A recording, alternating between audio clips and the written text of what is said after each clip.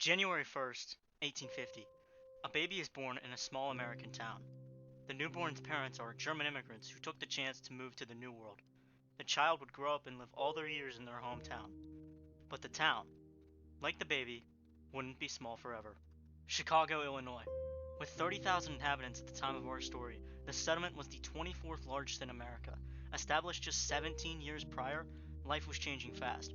By the turn of the century, on the now adult's 50th birthday, Chicago had become the second largest city in America, known worldwide for its contributions in industry, technology, and education. And with over 1.7 million people, the fifth largest in the world, over 50 times the size it was just a half century before. So what happened? Moving became easy. A canal opened between Chicago and nearby LaSalle in 1848, allowing shipping to travel by boat from Chicago all the way down to New Orleans. That November, the first railroad in Chicago was built, transporting 100 passengers to the nearby Des Plaines River. Within a decade, there were over 100 trains arriving in Chicago every single day from all over America. When people or goods can move faster, scale becomes possible. Here's an example. Imagine you're a blacksmith in a medieval village. Since you're the only game in town, you make a reasonable living in our middle class. Let's say a new road is built between our village and another close by. Instead of an 8-hour horse ride, it only takes 4, short enough time for someone to ride in a day. Sensing an opportunity to break into a new market, you ride over to the village one afternoon and tell some passerbys that you're selling extremely cheap and high quality silverware, nails, and chains. If your product is better than the local blacksmith's, then everyone buys your product instead. If he's put out of business, congratulations! Assuming you had at least a slight profit margin before, your end market is now twice the size and you make twice the amount of money. While crude, this thought experiment highlights the value of transportation and its necessity in achieving scale. The new canal and railways connected Chicago to the rest of the United States, so businesses there could reach consumers all over the country and vice versa. Since Chicago is a naturally good spot for a shipping hub between the Great Lakes, the West, and the East Coast, it naturally became a manufacturing center. The city grew extremely quickly, even by modern standards, because of the spurt between the past and the present. Let me explain.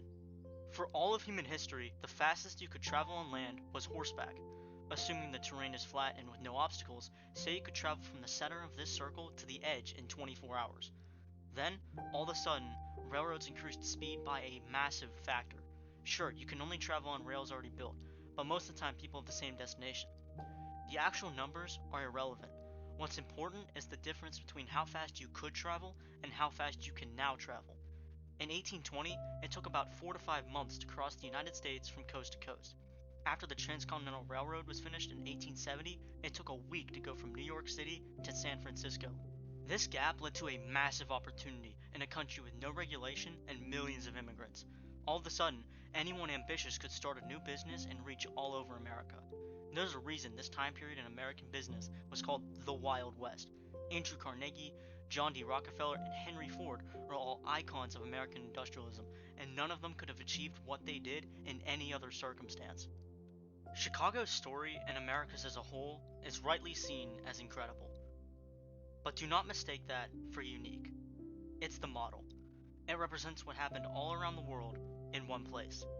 Like actual human beings, every nation hit their growth spurt at a different time and at varying speeds. These are rough generalizations, but they hold true.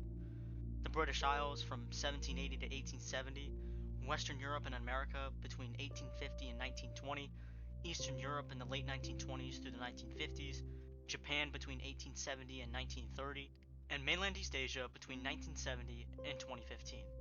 South Asia and Africa are in the beginning phases of industrialization now, taking up textiles, so we can expect them to grow in the coming decades if globalization holds. While looking at this, it's important to keep in mind that all nations industrialize differently based on their local environments.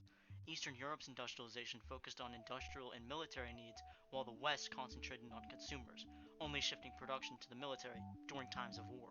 So what caused this? What caused nearly every corner of the planet to completely reinvent their economy and their society in the past 200 years? Remember, it all comes back to transport. Before the 1400s, deepwater transport was unheard of because once out at sea, you had to guess where you were and what direction you were heading. Unfortunately, most crews ran out of supplies or sank before they reached land, meaning boats always traveled along coasts and were subject to whoever controlled it. Enter the Carvel technique. Instead of a series of overlapping planks held together with pegs like their medieval predecessors, the new vessels attached the exterior planks to a frame, making them lighter and more maneuverable, as well as easier to scale up, which was especially important for long voyage trade missions, as a massive return was required to justify such an expense. Along with the invention of the gunport, early modern ships were capable of traveling all over the world, launching the Age of Discovery, making the world a much smaller place. Suddenly, anyone who could float these new vessels dominated trade and could snag colonies all over the planet. Growing up on an island, it's no surprise the British found their calling on the high seas.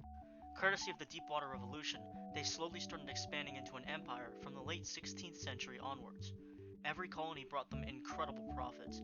Since the British crown wasn't as absolute as the other European monarchies, much of the revenue from colonies went to aristocrats and businessmen who funded these ventures. It's the exact same environment that led to America's growth spurt later. A small elite with capital to invest in new technologies, a near bottomless market for goods to sell all over the world, especially compared to how large the market was just a century prior, and property rights. The steam engine, coal, railroads, chemicals all emerged from Great Britain during the 18th century and really got going by the early 19th. According to William J. Bernstein, in order to grow prosperous like America or Great Britain, there are four requirements. Property rights. Why grow a business or invest if you are not given the profit that's due to you? If the KGB can take what you earned, why work hard? Scientific rationalism. In order to make money, you commercialize ideas. You have to be willing to utilize the scientific method to invent. Capital. Almost nobody has enough money to open a factory and start producing their goods right away. They have to get money from investors and take debt. Modern banking didn't really get started until the 19th century in most of Western Europe and America, providing the investment needed into inventions to turn them into products. Early on, most investment was from aristocrats and elites. Finally, you need quick and reliable transportation and communication. This allows business people to connect to their respective markets and enables economies of scale. This is why the internet is so incredible. When information can be transported anywhere instantly and for free, communication, either in the form of entertainment or education, flourishes. Whether something gets 10 downloads or 10 million, nothing more is needed for scale. Every cost is a fixed cost. It doesn't match with demand like any other business. That's humanity's growth spurt. Why it happened in some places and not others, and why it occurred at different times. Thanks for watching. I hope you found this video informative and entertaining.